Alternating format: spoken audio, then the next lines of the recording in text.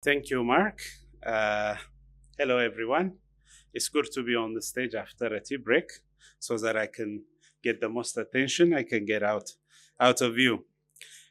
Today, the perspective that I would like to discuss would be harnessing the diaspora as a tool of cultural diplomacy, the case of Ethiopia. Before going into my speech, allow me to say a brief words about my country, Ethiopia. Ethiopia prides itself as a land of origin. We are scientifically proven we are the origin of humankind. The earliest hominid is found in Ethiopia. We are also the origin of coffee.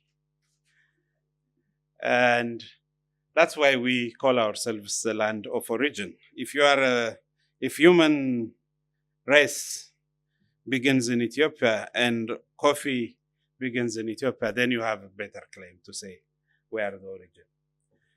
The other thing you should know is Ethiopia prides itself as being the capital of Africa because our distinguished institution, the African Union, our parent organization is situated in Addis Ababa. And we always feel that sense of Africanness and a sense of Pan-Africanism in us. And for that reason, I would not limit my discussion on Ethiopia alone, but I would focus more on harnessing the diaspora as a tool of cultural diplomacy. Why would I want to talk about that? Because in diplomacy, as mentioned by the previous speakers, distinguished ambassadors, Africa in many cases is either misunderstood and many people are misinformed about what Africa really is and individual countries in Africa are. For that reason, the perception towards Africa, towards Ethiopia, is not necessarily right. And many Ethiopians are living abroad, trying to promote their culture, trying to showcase what Africa really has to bring. For that reason, the diaspora plays a very significant role in promoting cultural diplomacy in the countries where they reside. However, us as government, as leadership, are we really tapping into that potential and really ensuring that the Africa we love and is in our heart is truly portrayed in other continents, especially in the continent of Europe and Germany? For that reason, I think it is high time that we shift from the traditional diplomacy of guys in suit and tie like me, with titles like ambassador, and move to a second track diplomacy where we tap into cultures, cuisines, music, art, and use the diaspora, which, by the way, the African Union recognized as the sixth region of its existence. So tapping into the diaspora and harnessing its potential to promote the true image of Africa, the true image of Ethiopia, is something I think timely and something that should be done immediately. But cultural diplomacy, as your distinguished institution teaches, is now taking center stage thanks to the emergence of competing actors within the diplomatic intercourse. Diplomacy is no longer the prerogative of governments. It is conducted mostly using social media, and it is shifting from a formal negotiation of using force through economy, military. It is shifting into changing opinions, attitudes, and minds to influence policymakers that determine the relationship between countries, between continents. So having the diaspora as a bridge because they know their country and they are more exposed to the host country would be an excellent interjection at this point. And I would even say that it is high time we look at the African diaspora as a potential force in bridging the culture gap, the misunderstanding, the attitudes that we see today. How should we do that? One, governments need to recognize this potential and adjust themselves in a manner that would implement these activities. But at the same time, there needs to be an honest debate and interaction with the diaspora in organizing them in a manner that maximizes their potential. For instance, in my country, the government identified the role of the diaspora in the overall development aspirations of the country. They are promoters, they are potential businessmen, they are economic entrepreneurs, they are political actors. So having them on board and creating a mechanism to work with them is in the best interest, in the best national interest of every country, and mainly in the best interest of countries in Africa. Why do I say that? Unfortunately, despite the immigration debate we see here, for us, it is the brightest amongst us that end up migrating in European capitals. So there is the brain drain comes at the cost of each and every African countries, including mine.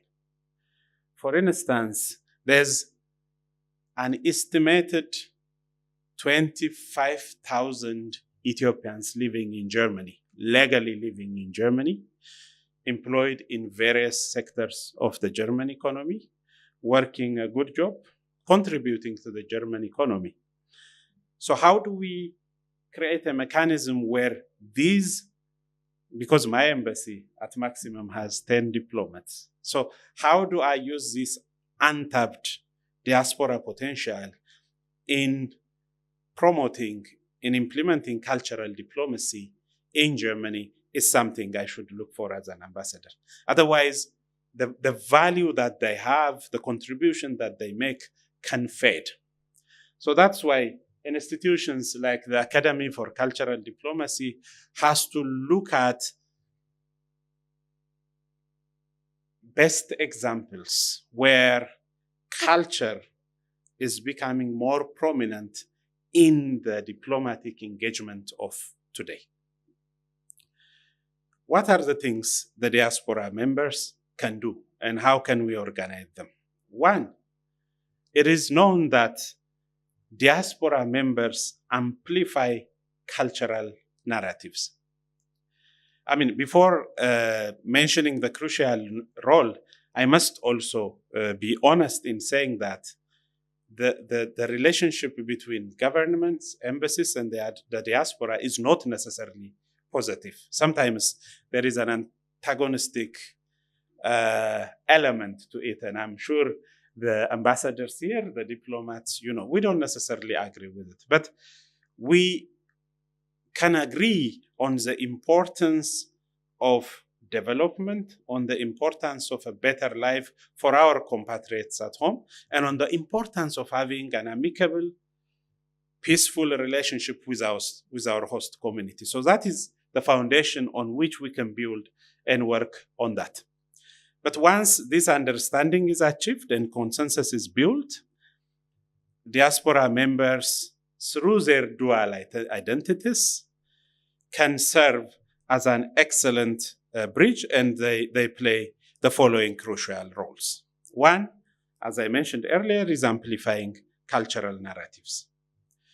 Diaspora communities should be seen as cultural ambassadors that share unique perspectives and experiences to broader audiences in host countries. They promote cultural events, they introduce cooking, cuisines, and whatnot, and they also highlight the rich heritage of their country of origin.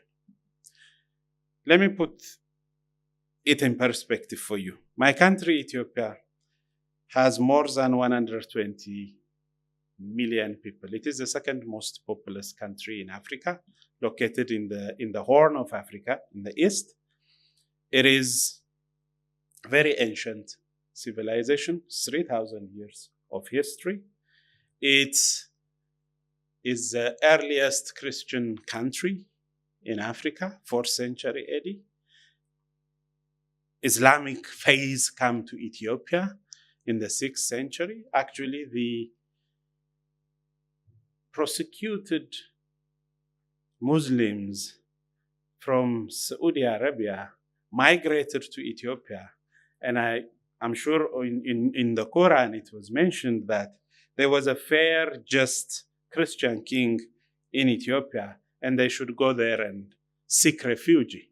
So those cultures, those histories, those linkages, those commonalities are best expressed by religious fathers and people in the diaspora that have daily links and interactions with the mass, not with the ambassador who's sitting in an office and who's driving in a Mercedes and have scheduled programs.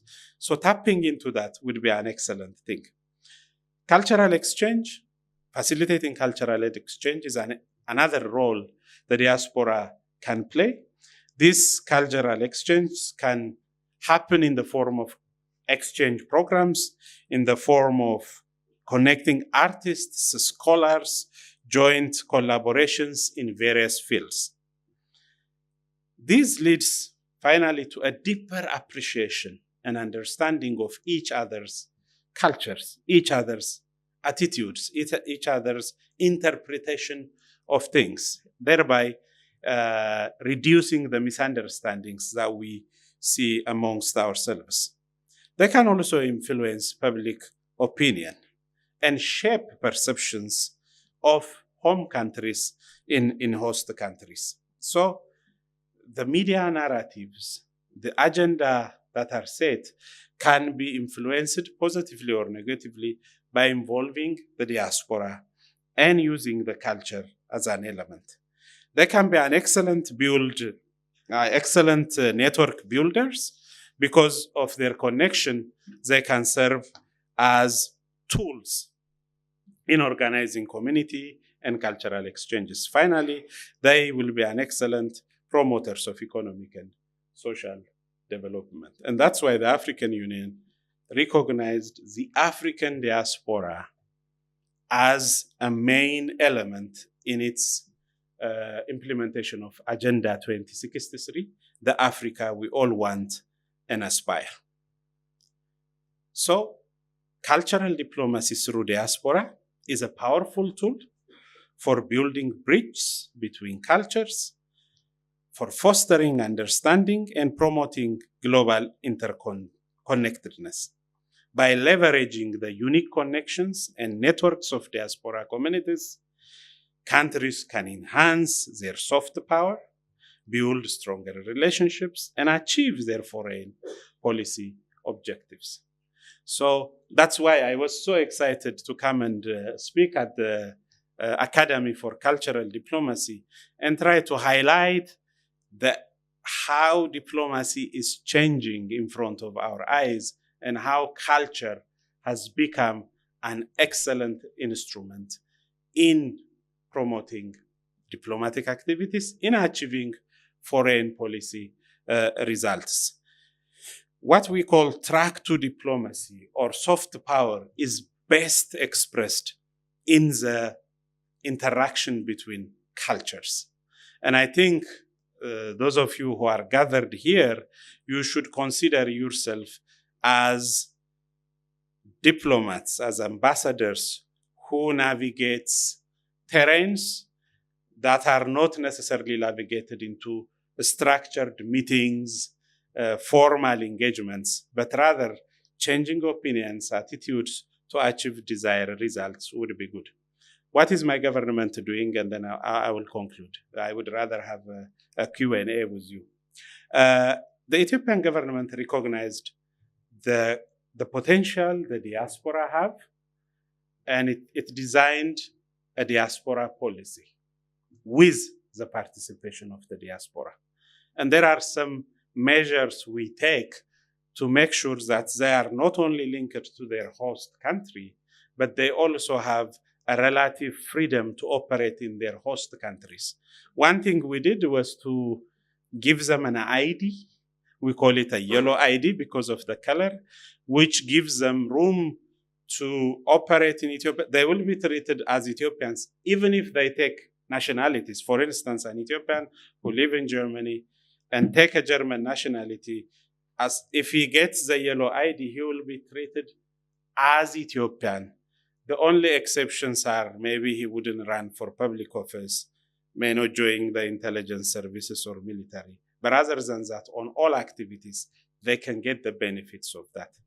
The second thing we did is we set up a diaspora agency, diaspora services agency. That is a dedicated organization that caters for the needs of the diaspora and engage with them in the structured manner. Why do we do that? As I said, tapping into their experience, their exposure, tapping into their networks, using them as bridge builders to achieve desired results has an immense impact on how we do things. So I will conclude by saying diplomacy as we know it is changing. It is involving a lot of actors to be successful in the interaction of states, institutions, culture, through films, videos, music, food, and others, has become a really important element of achieving desired foreign policy goals. And that's where diaspora as a tool of diplomacy, especially through cultural diplomacy, comes into effect. I thank you.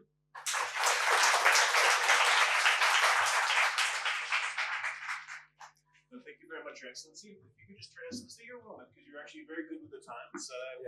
We can take a few questions. Okay. We have 5 minutes. So therefore, if you could all maybe just raise your hand if you'd like to make a brief question or a brief comment. And I'd ask you to keep it brief so that we hopefully hear as many voices as possible. And Esteban, could you turn the volume maybe a little bit on this mic? Who would like to go first? Brief question or comments from the ambassadors, from the students? Please. And if you could briefly introduce yourself as well. Hi everyone, my name is Wilfred. I'm from the Congo, Democratic Republic of the Congo. I'm here for training. My question is this, dear ambassador, you just mentioned about the diaspora working to promote the culture from Ethiopia. My question is simple. How do you think the diaspora is showcasing or promoting the culture overseas? Thank you. Would you like to respond right away or take another? We can take another. Okay, please. Thank you very much. My name is Harold Asuguji. I'm from the Republic of Ghana. I had earlier penned down a question that was meant to be answered by one of the previous speakers. But from your speech, I would like to find out one of the critical bottlenecks or impediments to cultural diplomacy or culture of an encounter of cultures is the travel restrictions that are placed among nations, both on the African continent and also between Africa and Europe. Now, coming from the capital city of Africa, as you mentioned, the African Union is headquartered in Ethiopia, Addis Ababa. I've been there a couple of times. What do you know, can you tell us about the measures or policies that AU is taking within the structure of the EU-Africa partnership? Several meetings had taken place in the past, the ministers' conference and all that. What are some of the policies or mechanisms the AU is taking to remove some of these travel restrictions between African countries and between Africa and Europe? Thank you. In due of time, I will respond to the questions. The questions, Wilfred, you raised. How do you think the diaspora is showcasing its culture? Let me give you one simple example. As an Ethiopian, I'm very much addicted to my food, to my injera, and we eat it with our hands. And I respect the culture here, but I get satisfied when I eat with my hands. So one of the things, for instance, is the Ethiopian restaurants that are mushrooming everywhere. They are an excellent expression of cultural diplomacy for me. When you go there, you not only taste Ethiopian food, you listen Ethiopian music, you have the coffee ceremony, and the majority of those who own these restaurants are diaspora communities here in Germany. So showcasing culture, identity is an innate feeling. What we should do is create a mechanism whereby we empower the communities to do that. For me, Ethiopian restaurants do more promotion than I do as an embassy. So I sometimes tell them, you're the real ambassadors. I'm the guy with the title. But who actually does the promotion is you, because lots of people come there.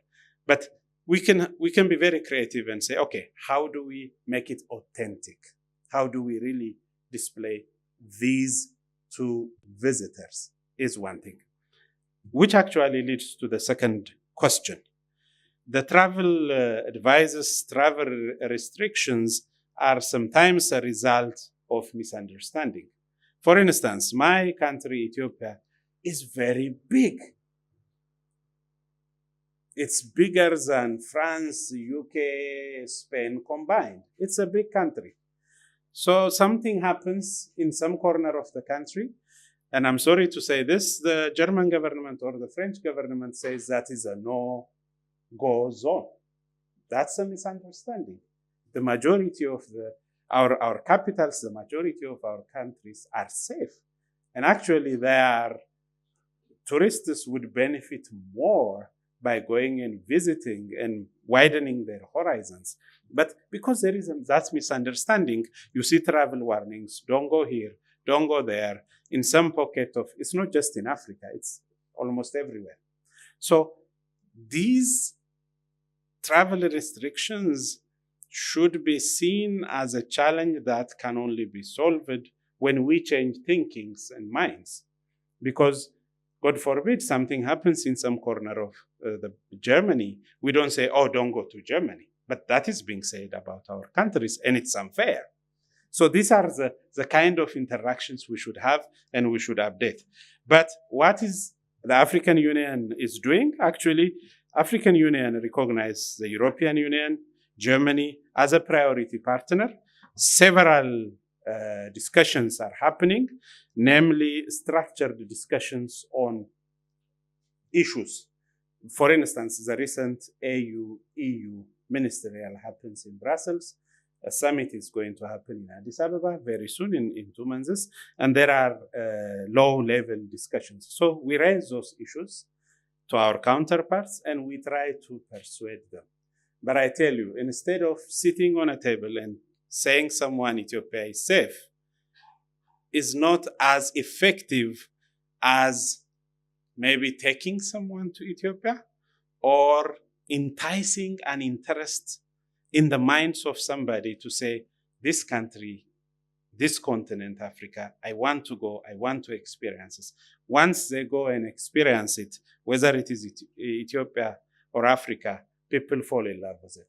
So that is what we bank on, and that is what cultural diplomacy does, changing attitudes, perceptions, and misunderstandings, and leading to effective results. Thank you, sir.